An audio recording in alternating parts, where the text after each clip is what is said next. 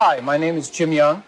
I'd like to talk to you today about the NCL30051, which is a two-stage high power factor controller intended for LED applications. It consists of a critical conduction mode PFC and a resonant half-bridge controller in the same package.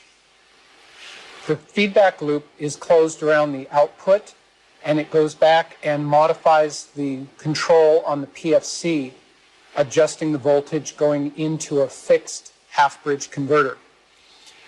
This is the 30051 demo board. It's set up to operate from 90 to 265 volts input. As built, the standard demo board provides 1 amp at 48 volts output, but it can be reconfigured to other voltage and current settings.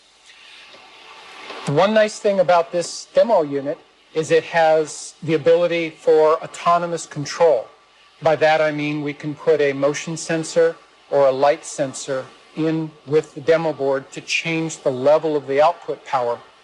This is important because in a lighting application, oftentimes there's no persons in the area, so you don't really need to be having the high dissipation when you just need a small amount of illumination for visibility.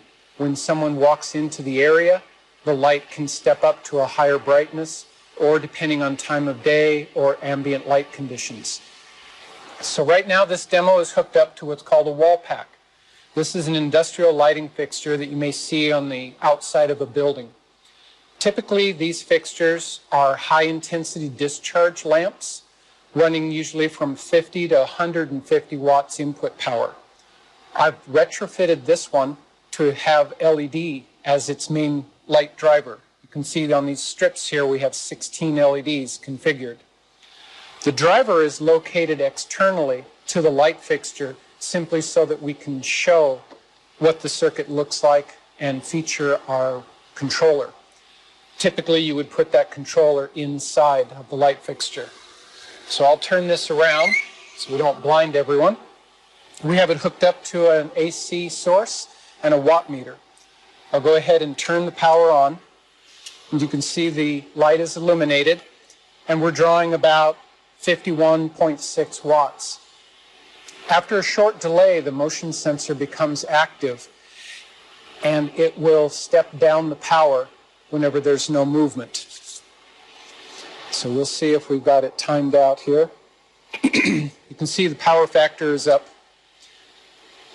Now it has dropped down to its low power setting. You can see we have about 8.9 watts of input. Power factor is still above 0.95.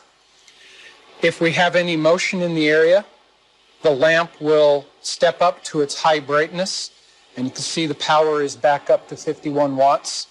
For demonstration purposes, the timer is set to a pretty short delay so that someone doesn't have to wait to see the effect of having no motion.